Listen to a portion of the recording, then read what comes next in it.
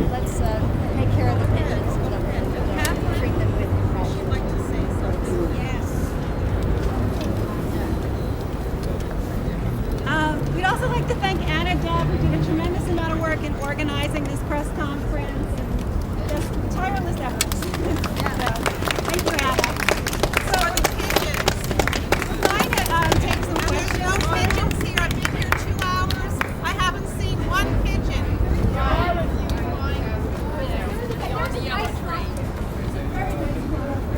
Well, I haven't seen one.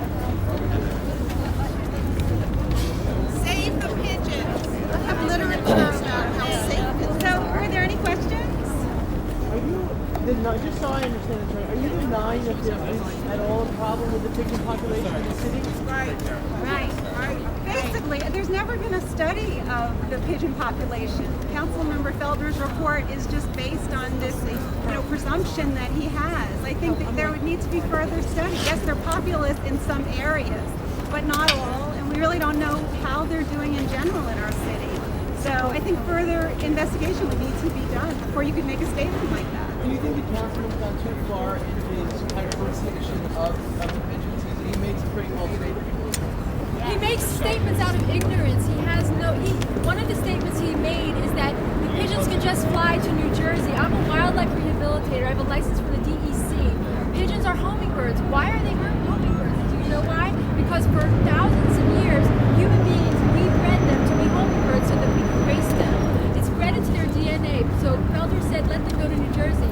Pigeons do not have the instinct to migrate. They are hummingbirds. They will not fly more than 10 blocks radius from where they're born. So we have a situation in the city now where flocks that are used to having public areas where people fed them are suddenly on lockdown. The parks are no longer providing an area where people can feed them, and those birds will not fly anywhere. What they will do is they will get sick, they will starve, and they will die, but they will procreate much more quickly. So what Felder will in fact do is he will create a very thriving, sickly pigeon population. They won't die, they won't go anywhere, but they will be sick and they will be all over the city. We'll get to see sick and miserable, suffering birds, and that will be what we will present to our tourists, and that's the face that we'll put on New York City. So what would be the best way to curtail these small populous groups that you mentioned doing so? There are many experts in this field. There are large organizations. I'm talking about like for example, the Humane Society of the United States that has 16 million members and that are interested in helping to talk about what the solutions are. It's not a 1, 2, 3 solution. What it really would require is an urban wildlife initiative. Like Catherine is saying, there would have to be studies done.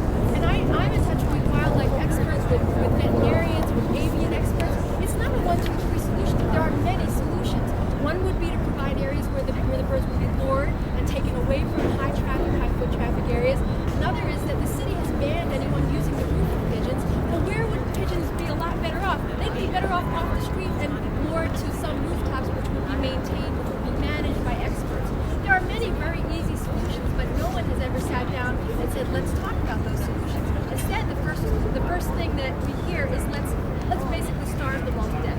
The Humane Society explained this ban is only going to cause blight. It's not going to get rid of the pigeons. What it will do is give us sick and starving and dying pigeons that will procreate more quickly.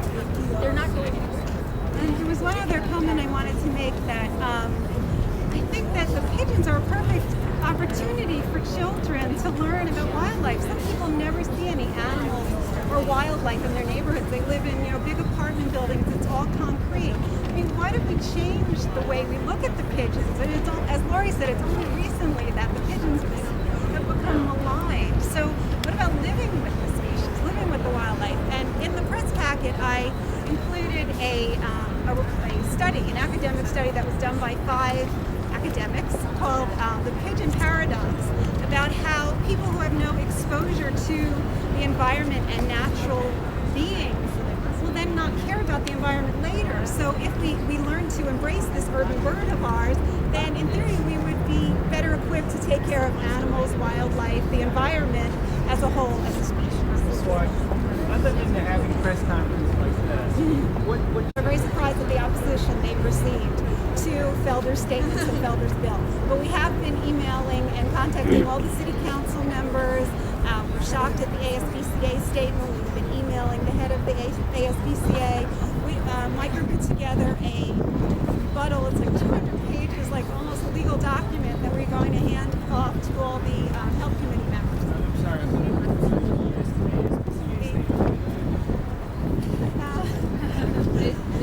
word. Please.